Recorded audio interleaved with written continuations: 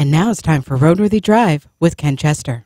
Hey everybody, Ken here. Another behind-the-scenes look at RoadWorthy Drive with the usual suspects. Jack at the controls. Hello. Sasha being Sasha. And of course myself, sometimes better referred to as the talent. We have an hour to go through. They're nodding their heads, but I love them anyway.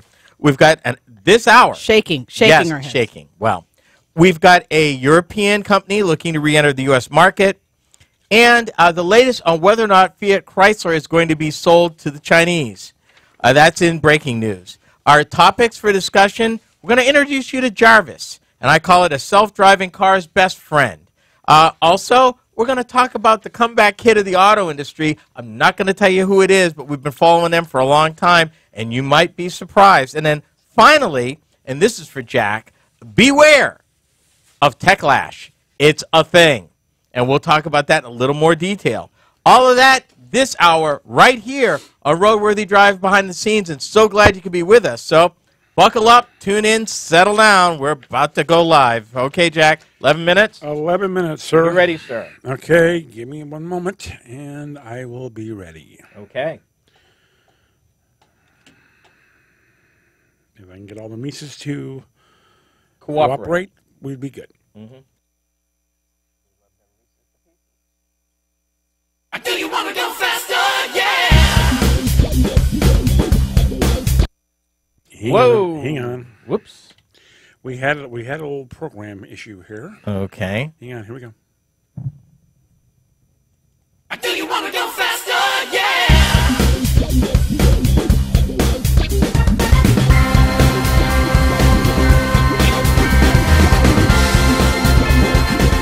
It's RoadWorthy Drive with Ken Chester. Ken loves talking about cars and automotive trends. And here he is, the automotive host with the most, Ken Chester.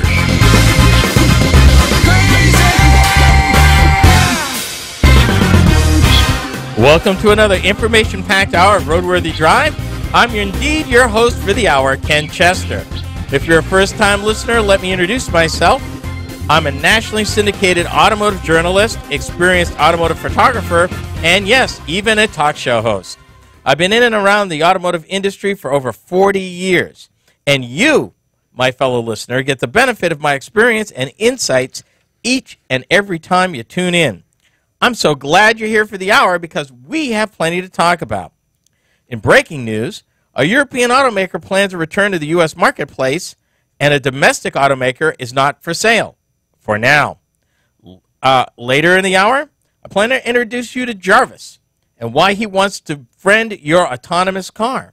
Coming up after that, I'm going to bring you up to date about the auto industry's comeback kid who also happens to be the world's largest car company. Yes, I will explain.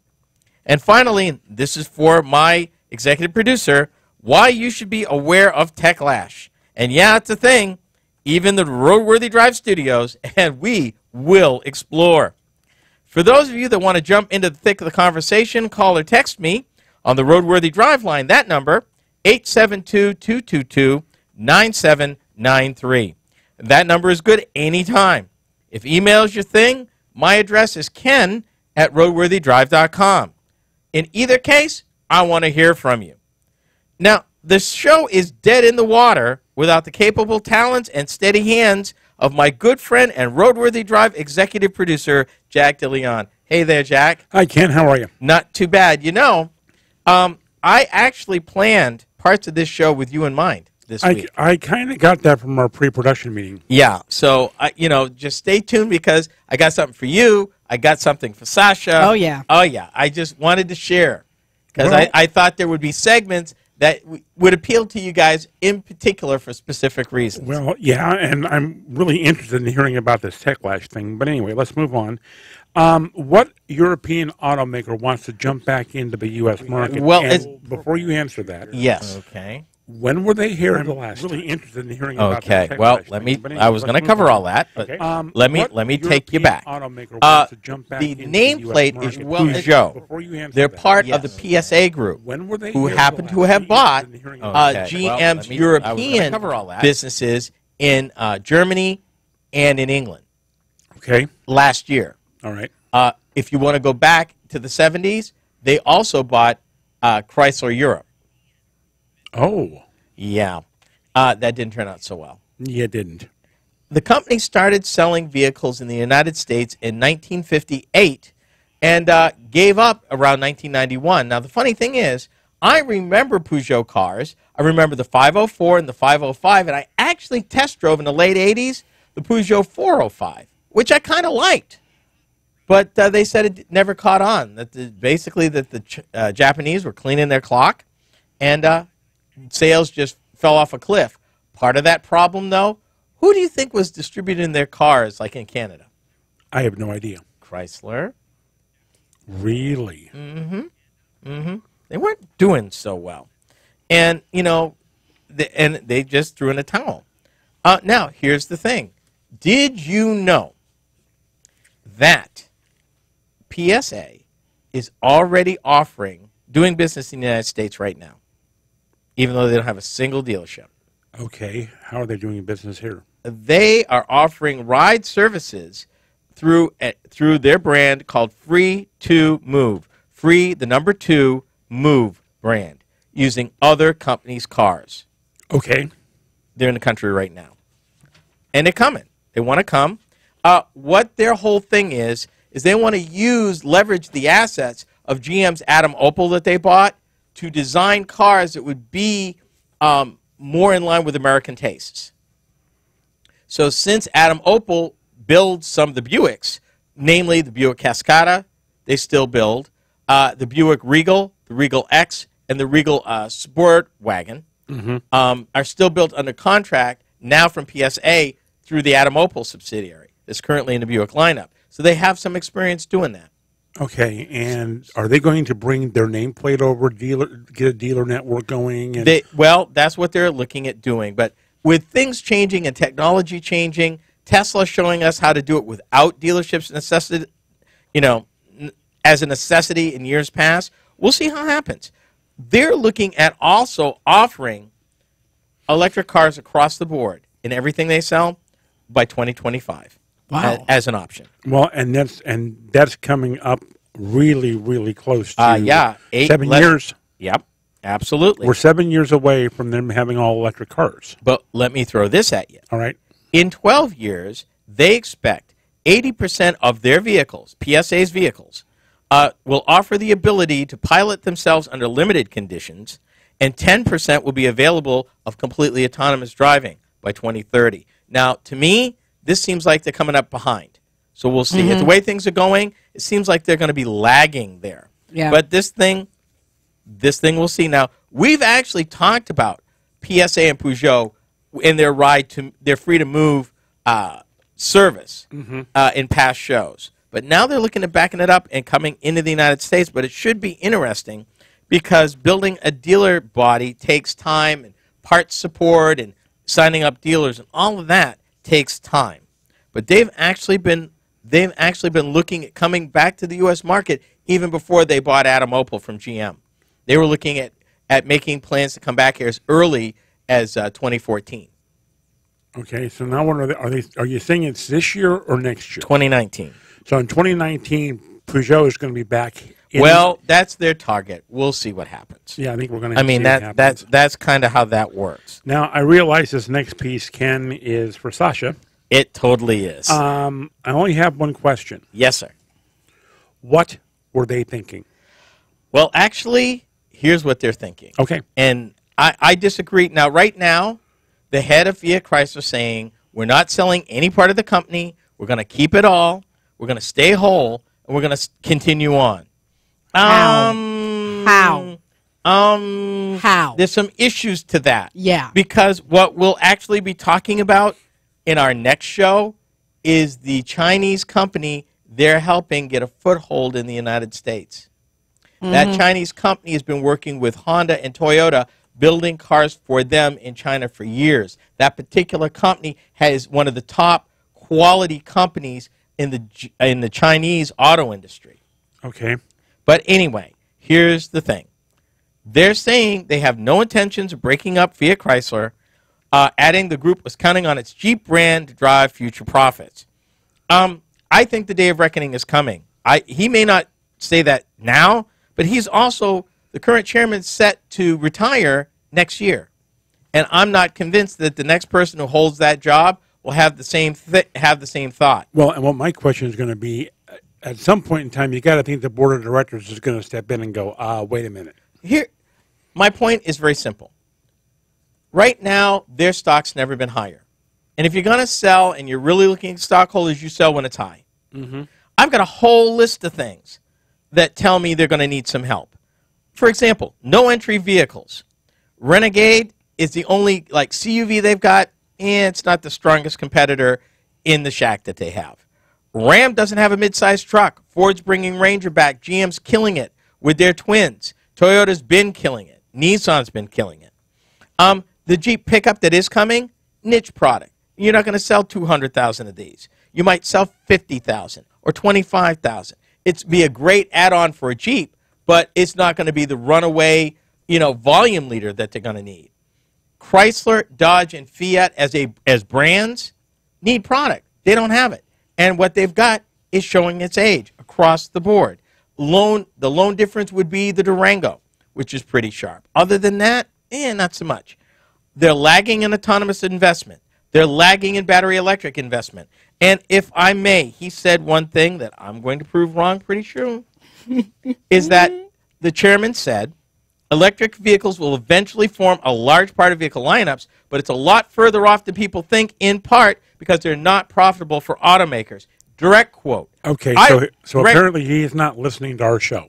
Direct quote. He's not listening to anybody. I don't know a guy, a person, or entity, or economic organization that is making money out of selling electric vehicles unless you're selling them at the very high end, which is rare. That's what he said in this show, and put a pin in that. Because when I come back, put a pin in that, because I'm going to show you an automaker later on in the show that's going to make money, $1, car one, electric vehicle. And I'm going to let that kind of percolate a little bit for a moment. Next up, meet Jarvis, a self-driving car's best friend, and then after that, the comeback kid of the auto industry. You are listening to RoadWorthy Drive.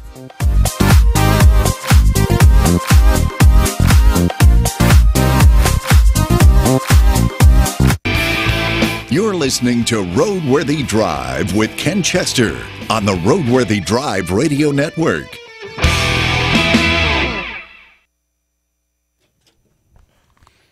And they say that electrics are not a thing. Everybody's running toward them. Yep. Hard. And it's irony. I do not understand how I can, given how he's ran the company up until this point, but I don't understand how he could get up on a national podium and say that. Very easy. And serious. But very easy. They made a decision to maximize short-term profits right now. Mm-hmm. Ram and Jeep are making money like this. Yep. Right now. Right now. And right now, the price of the stock is going through the roof. Yeah. It's been climbing dramatically. The problem, the fundamental problem they have, is that they don't have the wherewithal and the volume and the depth to invest in the future. Even if, and there's a piece out there, we'll talk about it in a few weeks, where the EPA is in fact revisiting the 2025 standards, the 2018 to 2022 standards are locked in. Are they saying that they're not going to be able to get there? I'm saying they're not going to be able to get there, not with what they've got. Okay. They've got a part of the Ram lineup in their half tons. A part of it are diesel engines. That's part of it. You've got some autonomous activity going on, but it's with minivans and Waymo. You're going to have a diesel Jeep, I believe the Wrangler, and maybe the pickup. But again, these are not volume leaders. They're volume leaders. It would be different if they had a half ton that their main engine is maybe a light hybrid or maybe an electric, which is not even on the horizon. And in a later show, we're going to talk about GM maybe bringing full electric pickups to the marketplace in the next couple of years. Wow. Well, and here's the other point that you made that I think needs to be discussed. At some point in time, Sergio is going to have to come up with an entry-level vehicle. They're not going to do it. Yeah, they won't. No. They discontinued the Dodge Dart, and the Chrysler 200 on purpose.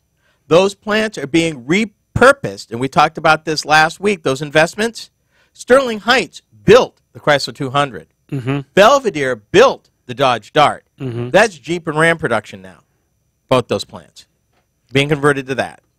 And they're spending millions, hundreds of millions of dollars. They're bringing back Ram heavy-duty trucks from Mexico into one of those plants, into the Warren truck plant, which is why they're moving half-ton pickups to Sterling Heights.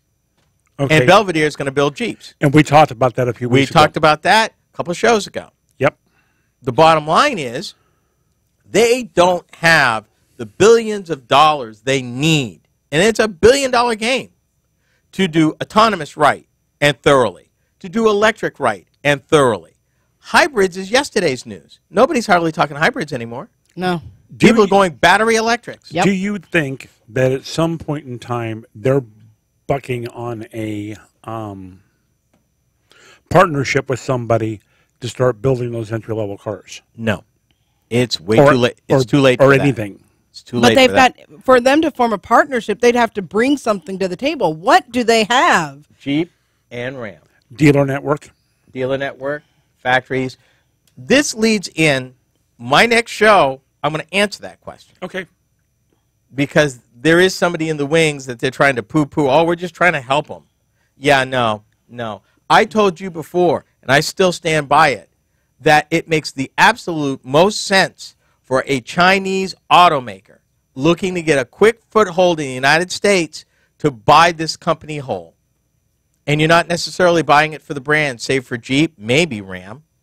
You're buying it for the footprint, the factories, the distribution, the dealer network. And if you really wanted to go all the way, go ahead and buy the Mitsubishi plant in Bloomington Normal, which started out as a joint venture between Mitsubishi and Chrysler anyway, when it was built in the late 80s, early 90s. And that plant's been idle for how long? About 5 years. Okay. And we reported here, as part of Faraday Future's implosion, they had a chance to buy that plant. Do you know for how much? No. $1. What? $1. Really? You know why? Why? Because anybody comes in would have to spend 100 to 200 million, which, by the way, is a drop in the bucket in the auto industry to get a plant up and running.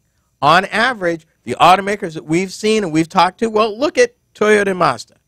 $1.6 billion for a brand new plant. With no production hell. Thank you. Yeah. Yeah, I'm talking about Elon Musk. I am. Totally am. In any case, they expect to have that greenfield plant up within 3 years building cars. 3 years. And that's from scratch. Come in for 100 to 200 million dollars. You got to spruce the place up, gut it, put in your own equipment, lay out your own system. You've got the railroad layout, the supply layout, everything's laid out, so you don't have to build that from scratch. You just got to bring it up to power, and you're good to go in maybe 9 months, 9 to 18 months, and you're ready to go. Yeah, and if you go any other place, the problem also becomes is your suppliers. Well, you need a supplier park. Yep. And that's going to be in any case. With Mitsubishi no longer in Bloomington Normal, I don't know what their supplier network looked like, but where the plant is in that area is a web of where interstates come together. You've got a North 55 comes north-south from Chicago, runs South St. Louis. You've got, I believe that's 74, I'm sorry. 74, yeah. Running from Quad Cities down through there on its way to Indianapolis. Yeah. So you're right there, plus you've got major rail service right there. So you're in a sweet spot. So it wouldn't even cost much to build or renew or restart a supplier park if you had to. And if you didn't, you had the highways and the railroads in such a way where wherever your suppliers were, they could get to you. Something I talked to you about when Toyota and Mazda was considering our state and told you why it wasn't going to work. There was only one place in the state that would work, and that was not a place they showed them. So I was not surprised when we were eliminated early. That doesn't surprise me. Not at all. Okay. For the second segment, you've got the jingle. Which one do you want? I want the 81 Pennzoil first. Got it. Okay, let me set my clock. Yes, please set your clock. 9. You be nice over there. Trying. Is that even possible? Yes. Hey, I can behave. Is that even possible? 9 minutes, sir. Yep. We're ready to go when you are. Okay, here we go.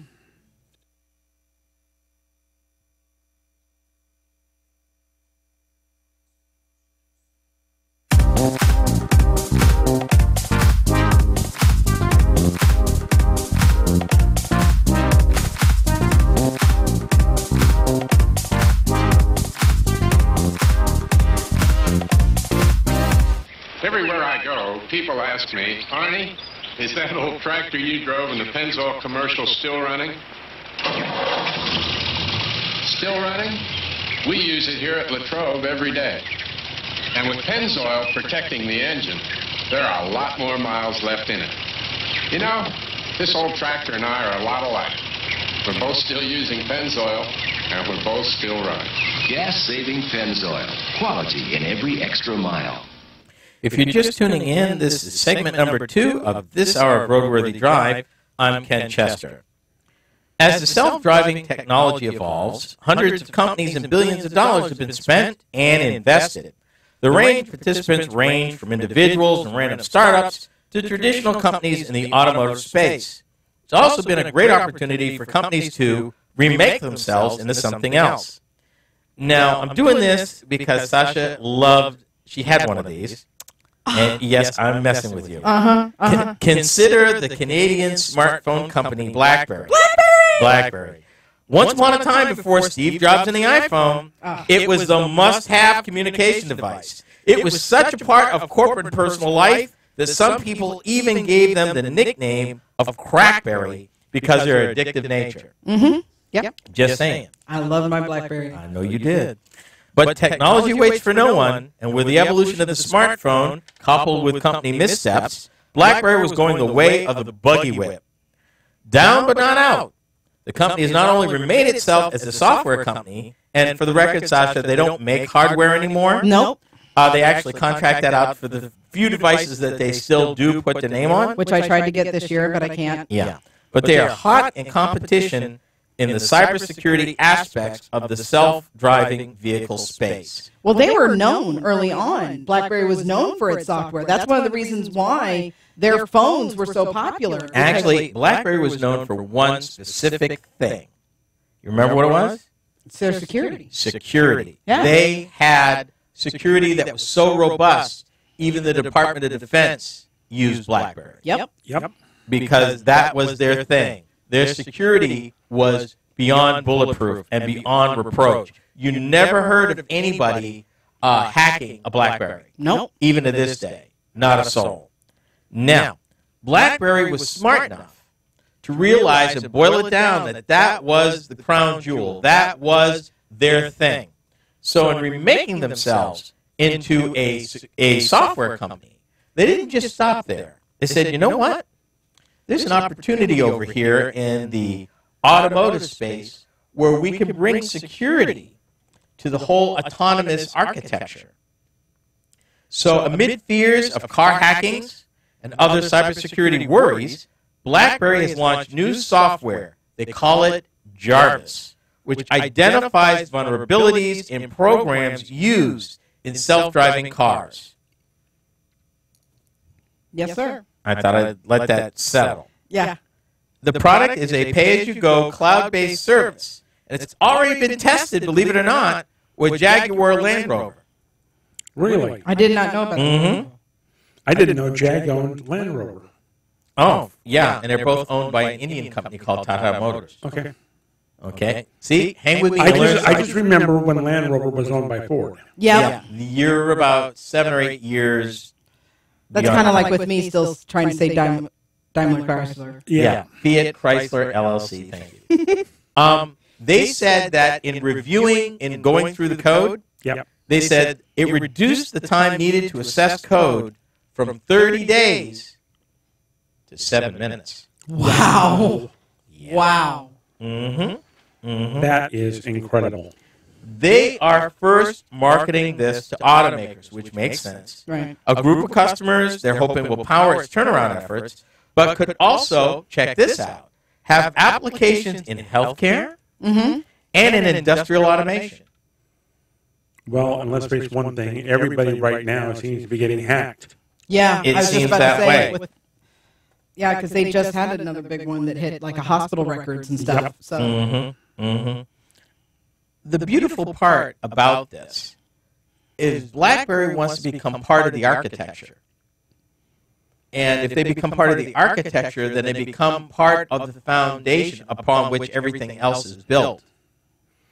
which is that's a bold move for a company to be in, considering where we're going. But considering their reputation for rock-solid security software and their ability not only to offer security software, but security software that will review the thousands, if not millions, lines of code to make sure there's no malware in there. Right. Yep.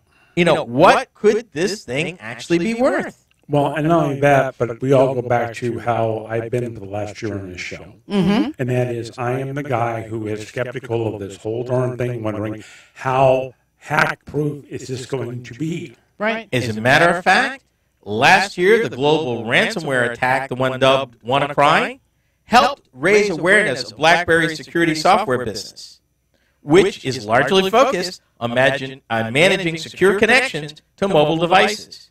So if you think about it with Wi-Fi in vehicles, Right. Connection, the ability to connect to the internet in a vehicle, it would help just in that aspect to have their protection, not to mention the actual self-driving logic in the vehicle itself, which is typically available to be updated over the air to have it protected. And that brings up a point that I have. You know, at some point in time, you got to wonder, how are these over-the-air updates going to get done so that they are basically going to be hack-proof? One word, 2 syllables, BlackBerry. Okay. In fact, BlackBerry announced this past September it would partner with auto supplier Delphi Automotive PLC. Yeah, Delphi, formerly GM. Yep. Yeah. On a software operating system for self-driving cars. Not only are they offering the protection, they're going to incorporate it into the software architecture itself. Consider it self-healing code. And my guess is you're probably going to need something like this. Oh, absolutely. Because remember, we talked about this over a year ago, that the National Highway Traffic Safety Administration's document, October 2016, talked about not if you get hacked, but when you get hacked, and talked about layers of protection, layers of defense, so that you might get in, but you won't get through.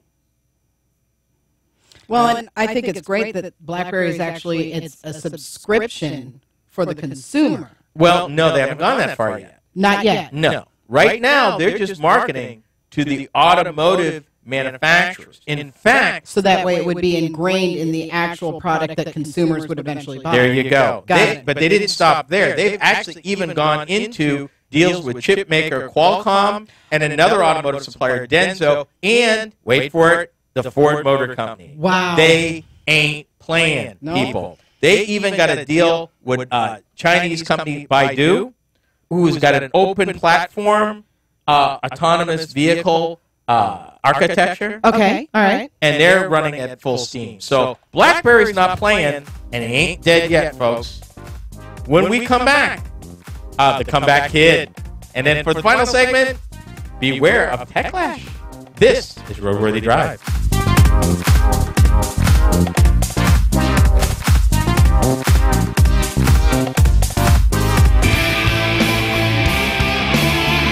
This is RoadWorthy Drive.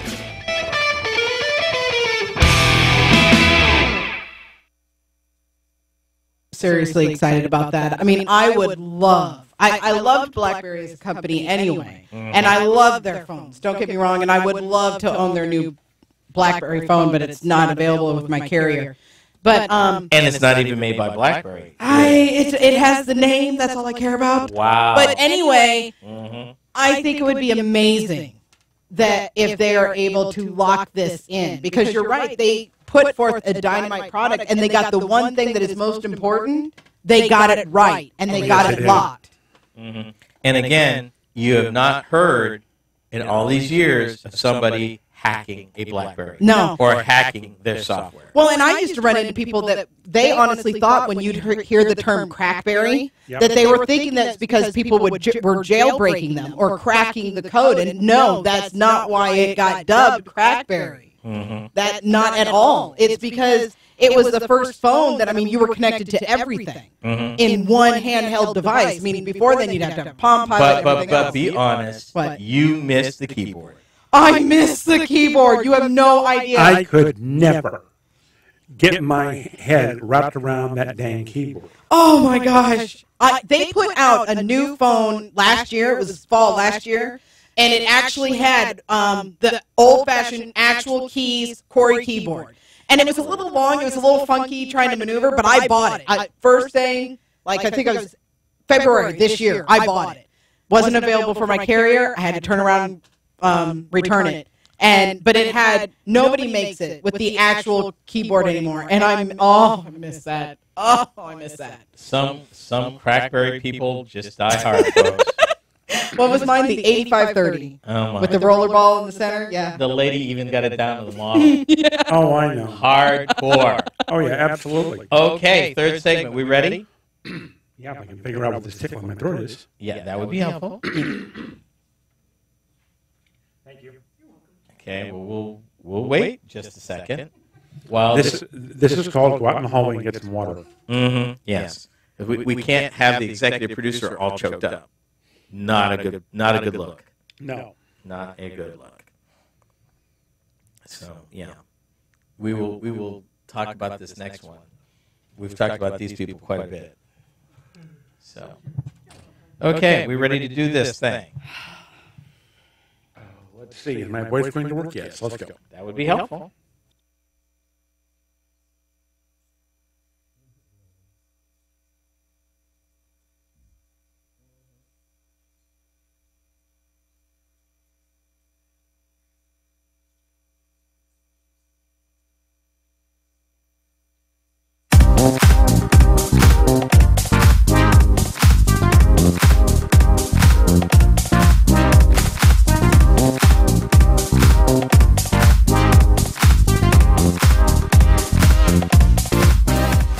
This is the third segment of this hour of RoadWorthy Drive. I'm Ken Chester. Thank you for tuning in.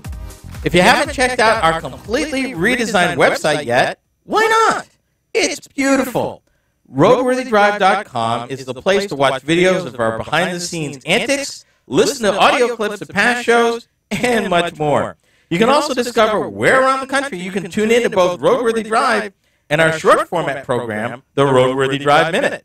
You can also discover where and what we're doing across the social media universe. Our very own Sasha keeps things light and lively between shows during the week with her regular postings. See how she keeps the social in our social media. You will be glad you did. Over the last 2 years, I've been reporting on the trials and tribulations of Volkswagen. Remember that? Yes. Through their Dieselgate scandal that broke in the fall of 2015 up till now. After billions of dollars getting spent, thousands of vehicles repurchased by the automaker, and lawsuits from dealers, owners, governments, who knows, from all around the world, here's a couple interesting facts for you. Okay. Number one, Volkswagen is currently the world's largest automaker in sales. What? I did not know that. Even Yes. with all of the diesel and the... They outsold Toyota roughly about 10.7 million cars last year. Now, do you have any insight as to why that is? Like, I mean, for me, reliability, Toyota right now. Toyota across the board. Always has been. Right. But remember, Volkswagen is not a major player in the United States, even though they have a factory here in Chattanooga. Right. But they are and have been for some time a player around the world. Yep. And a lot of people are still brand loyal. If this is what you've been driving, this is what you know, this is what you keep driving. Yeah. Because remember, the Dieselgate was not whether the car ran or not. It was a pollution issue that they beat the pollution control systems. Right. Not that the car didn't run or was unsafe to drive. Okay, but here is my thing, though. In order for them to outsell Toyota, that means that some people that might have been brand loyal to someone else decided to give Volkswagen a try. Well, bear in mind, Volkswagen's been large for a long time as they've been large. Right. And hold that thought because I'm actually going to tell you sales even grew in the United States. Okay. But remember, brand new sport utility vehicle, the Atlas, made in Chattanooga. Yep. Largest thing they build. Yeah. Redesigned Tiguan, which now has a third seat. Yep. Completely redesigned. So they opened up the market to people that were... They offered more choice. Right. Okay? But even still, in the United States, they only sell about 340,000 vehicles. Oh. As opposed to, did I mention 10.7 million around the world? Last year, U.S. sales rose for the first time in 5 years to just under 340,000. Das Auto. Yeah, just saying. However, the comeback kid. But I left out number 2. Volkswagen is poised to be a major player in the battery electric product and infrastructure space in the United States. $2 billion. We reported on that too. That was part of the settlement, correct? And they're spending money in growing, building infrastructure, and bringing vehicles to market.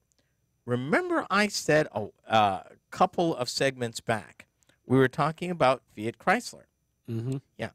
I want you to put a pin in that because I'm gonna get there, but it's Volkswagen who's going to prove that man not to be true.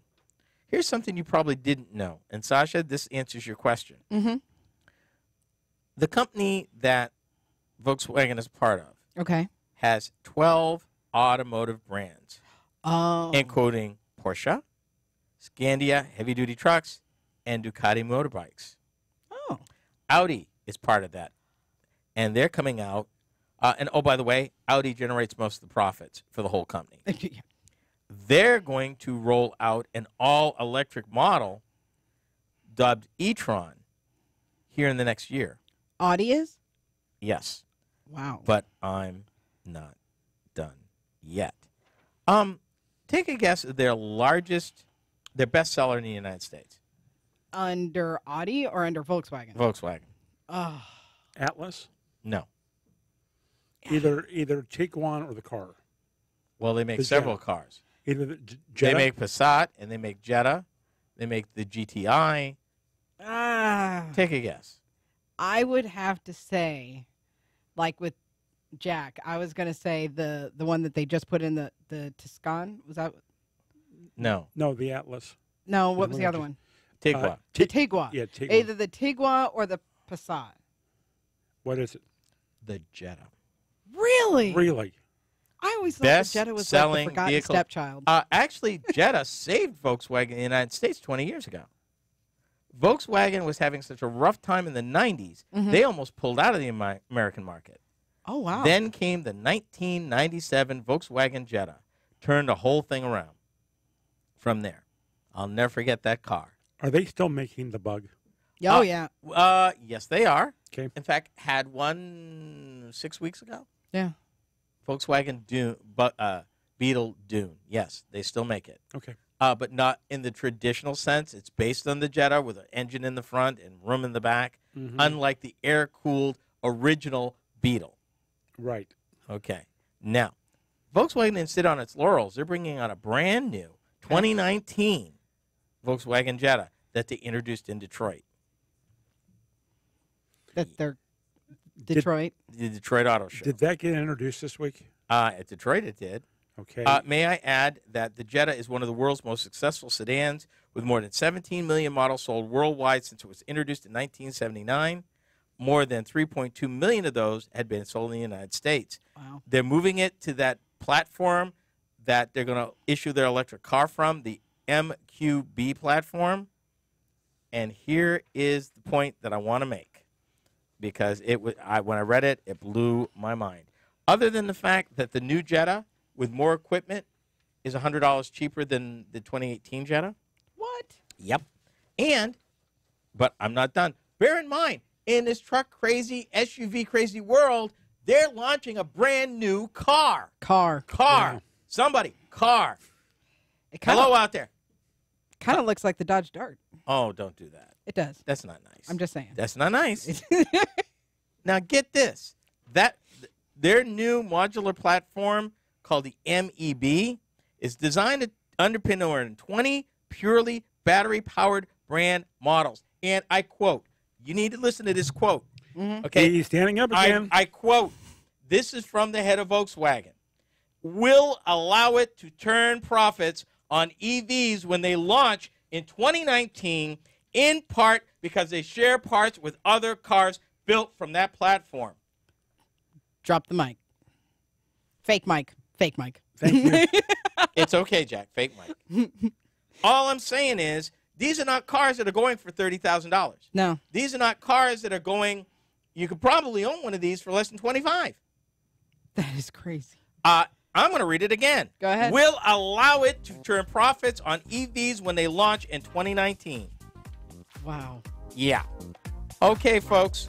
When we come back, beware of the TechLash. You're riding shotgun with Ken and RoadWorthy Drive.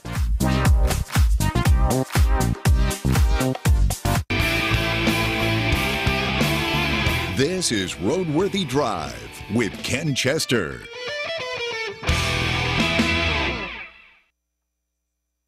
Your boy Sergio ain't got a clue. No, okay, first of all, People, not my boy. people are going to make money. Everybody's running to electrics. Everybody. We've reported here the falling cost of battery storage. Yep. We reported here that in Germany, they developed a pack that would, a lithium ion pack that would fit in a Tesla Model S with a one charge, 650 miles. Yep. We've got cars now that are coming to market that are starting at 300 miles. Again, I'm just waiting. Best-selling electric car in the world right now. Would you believe it? The Nissan Leaf. Second best-selling car, Chevy Bolt with a B. The one that's going to be all autonomous and whatnot. Really? Really.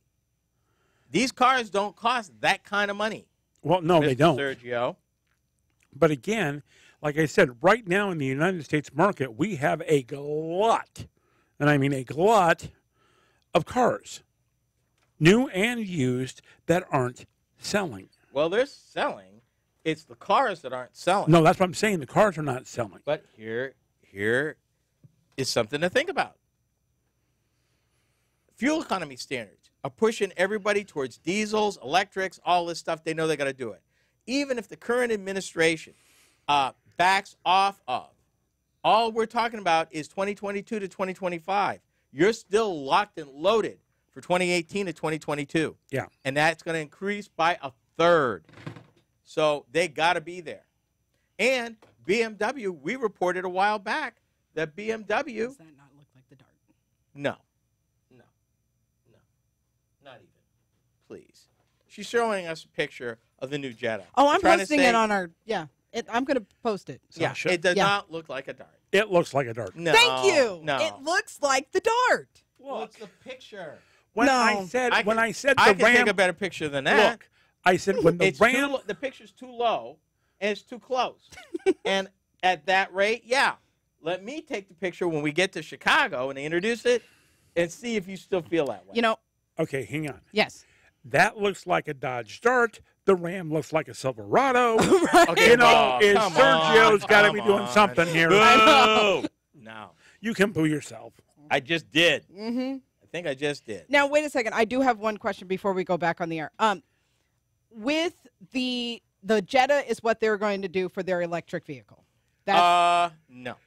The Jetta's on one platform, and Okay. there will be an electric version of it. right. But I mixed up the two. They're two different platforms. Okay. That was my fault. All right. But because of where Volkswagen is going, here's the messed up part. Dieselgate might have been the best thing ever happened to them. Because it got their name out there. No, because it made them take a hard look at the future and make some changes. Yep. Okay. All right. Volkswagen didn't need their name out there. What they needed was automotive manufacturing and design is an extremely capital-intensive business. You roll the dice for years in advance. what you decide today locks you in for 10 to 15 years. Do they know, have they put out any kind of projection numbers as to what kind of range will be for their EV coming out in 20? Oh, first of all? Yeah. Oh, I'm sorry. You said one EV?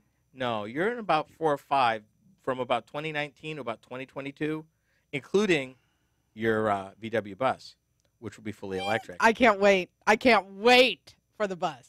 I cannot wait. And they're going to put that on the MEQ platform. Okay. Which is their autonomous platform, their electric platform. Yep. And did I mention they plan to make money from the first one?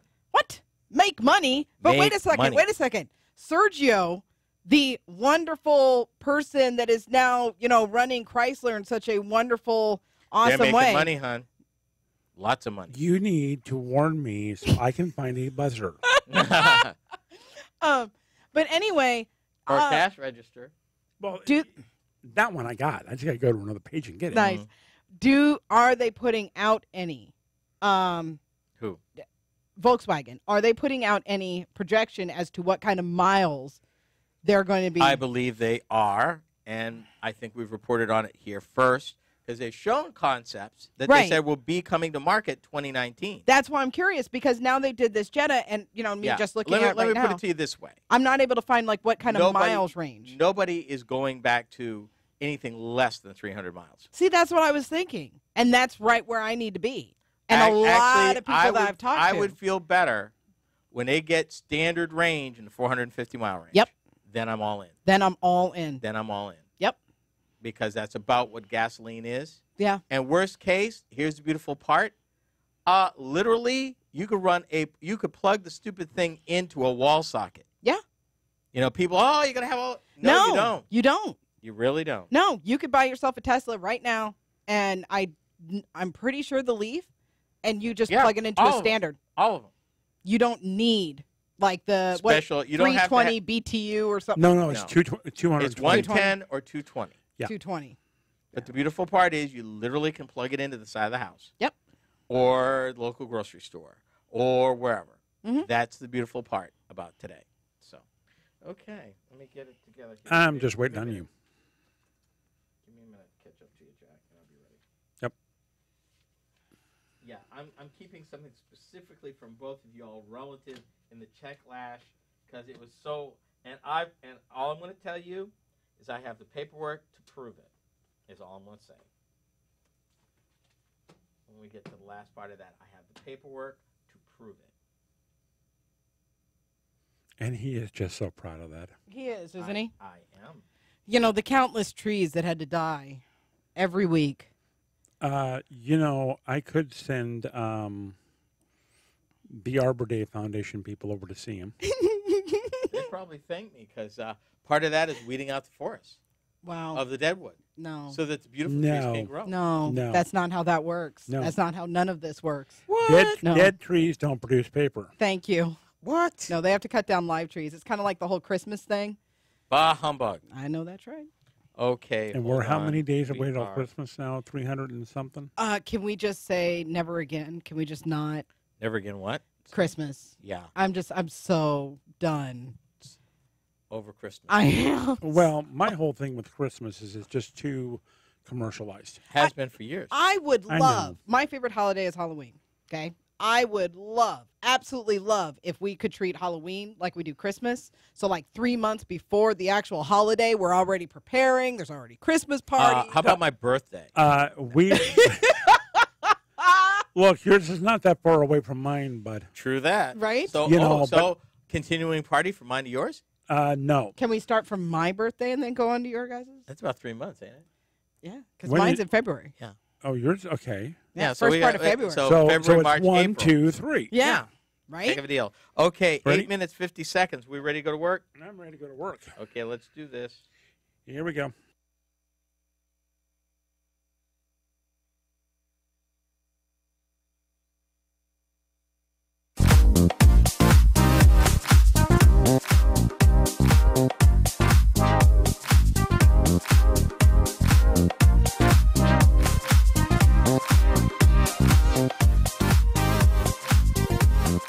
Welcome to the fourth and final segment of this hour of RoadWorthy Drive. I'm your host, Ken Chester. TechLash. Yeah, it's a thing. What it means is a backlash against technology. These days, almost any kind of technology. So here's the question. Are you pro-tech or are you anti-tech? Pro-tech. Pro. Jack, really? No, I am. Come on, Jack. I am. I mean, and in the radio business today, you have to be pro-tech. Okay. Or you get left behind. Okay, well, let's expand that a little bit. How about, okay, let's walk outside the studio for a minute. Okay. Consumer tech. Depends upon the product. Give me an example of a pro-tech product, consumer-based, that you like. Right now, I have my eyes on the Samsung Note 8. Note 8. Is that any good, Sasha? I have parted ways with the ways of Samsung. So. Oh, my. Okay, Well, I'm going to leave that alone. Well, and she has. But I also know in the Sounds like it was not a good breakup. in the businesses that I am in, Okay. I understand, and it's got technology that I can use, i.e., I can literally get a house plan on my phone. Mm-hmm. I can go in, I can make the changes on that Note 8 and ship it back to whoever I need to ship it to. The only thing that I could say that the Note 8 has over my dream cell phone is I really like that little pin. I would really the stylus, yeah. Yeah, I love, and it's not only the stylus, because you can get a stylus for any phone, but it's the fact that it fits right there in the corner, Yep. so then you just pop it right in. Yep. It's an ingenious thing, and it's the only thing that I like about the 8. Well, you know, this is almost too easy. Well, but It really is almost too but easy. hang on. I will say this. Say it. I have a little disagreement with the term TechLash. Okay. Here's my thing. When I'm reading all the tech stuff that you send me or Sasha sends me and the rest of it, it gets to the point where I go, tilt! But exactly. What the president and CEO of the U.S. Chamber of Commerce recently said, he warned of the consequences of the strengthening, he calls it TechLash, the backlash against major tech companies is gaining strength both at home and abroad amongst consumers and governments alike. And he runs down a list of things, a list of facts. We'll see if you agree with me. Okay. Or agree with him. We will use more digital technology tomorrow than we are using today. Yep. Yep. Technology writ large is way ahead of any policy or law that might govern it. Yep. Societal norms and mores cannot keep up with our technological progress. Oh, you mean us talking to each other? I think a little bit more than even that. Okay. Let me read that again. Societal norms and mores cannot keep up with our technological progress. Yes. Social media addiction is real. Yeah. Social media empowered tribalism cannot be controlled. Yep. Absolutely. And here's the thing. You have granted a small number of very large companies permission to transform data that you willingly provide them into wealth. And they're doing it with exponentially increasing efficiency. And that's the thing that I constantly trying to warn people about. When data farming became a thing, and it became a thing that they actually acknowledged that they were doing, all of these platforms, you know, via your text service that you use on your cell phone, your social media platform, anything that you put out there. Let me give you a little relativity lesson with tech and information. It took modern humans 40,000 years to advance from cave paintings to written words. We've had control of iron for about 3,500 years. We've been industrialized for about 250. On December 17th, 1903, the Wright brothers proved a heavier-than-air vehicle could fly. We landed on the moon July 20th, 1969. It's a lot of technical advances in 65 years, 7 months, 3 days. Now, here's the bombshell. According to IBM, 90% of all the data ever created by humans was created in the last 24 months. Wow. That is crazy. Mm-hmm. Technology is happening faster than most people ever imagined, and it's clearly happening faster than society is able to deal with it. Now, I'm going to skip around. And I'll start with this heading. You'll love this. For the love of God, don't play chicken with the self-driving cars. I am holding a DMV accident report filed by Cruise Automation of General Motors, Okay. Okay. where, and I'm going to read it, and this is real. This is a Cruise autonomous vehicle operating in autonomous mode was involved in a collision while making a right-hand turn from northbound Valencia Street onto 16th Street. The Cruise AV was stopped at a green light in between the crosswalks of Valencia Street and 16th Street, waiting for pedestrians to cross 16th Street. A different pedestrian from the southwest corner of Valencia and 16th ran across Valencia Street against the do not walk symbol, shouting, and struck the left side of the Cruise AV's rear bumper and hatch with his entire body. That left a mark. There were no injuries, but the Cruise AV sustained some damage to its right rear light. This person actually ran up and hit the car on purpose. What, to like protest? What are you talking about, Willis? California. That explains it. Nina, What was they hoping to gain? Is my I question. think they were making a statement about them versus getting some sort of control or registering a complaint or something against the autonomous car, you know, man versus machine kind of stuff. Yeah, but I mean, what if you're running to go hit a vehicle, even if a person had been in the driver's seat, you're running up to hit my vehicle. I'm not going to move my vehicle. Oh, the car was in traffic. Right. I mean, so what did he expect would be the difference between a human behind the Well, wheel? but again, But you're his missing the point. His motivation may have just simply been, I don't like this technology. I'm going to do everything I can to poo-poo it. And he thought this was the way to do it. to one car. One car. Okay, then. Hey, person wanted to register their dissatisfaction. I've actually have the California DMV report of traffic accident involving an autonomous vehicle form. It's actually a form. I want to see that when we're done. Yep. And yeah, person signed by the Associate Director of AV Engineering. And it happened not even less than 2 weeks ago. Wow. Yeah. Basically, don't play chicken with the self-driving cars. And that's not all. I mean, my God. You know, we don't know if people are going to do this crazy stuff, but, you know, people are going to try to beat the system. They always did. Well, we've come to the end of another hour. Be sure to tune in again next week at this time at this place on the radio dial. On behalf of the RoadWorthy Drive team, thanks for listening. This has been RoadWorthy Drive with Ken Chester. Bye.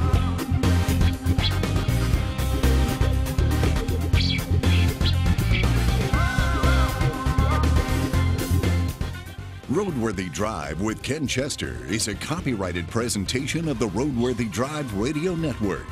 Any rebroadcast, retransmission, or any other use is prohibited without the written consent of the Motor News Media Corporation.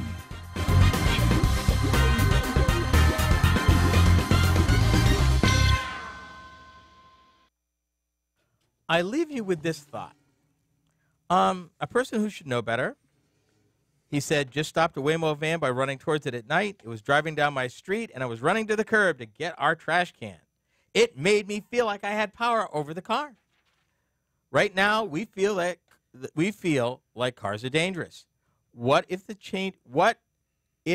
that changes, since they will always stop? Right now, the way these vehicles are programmed, they're designed to stop.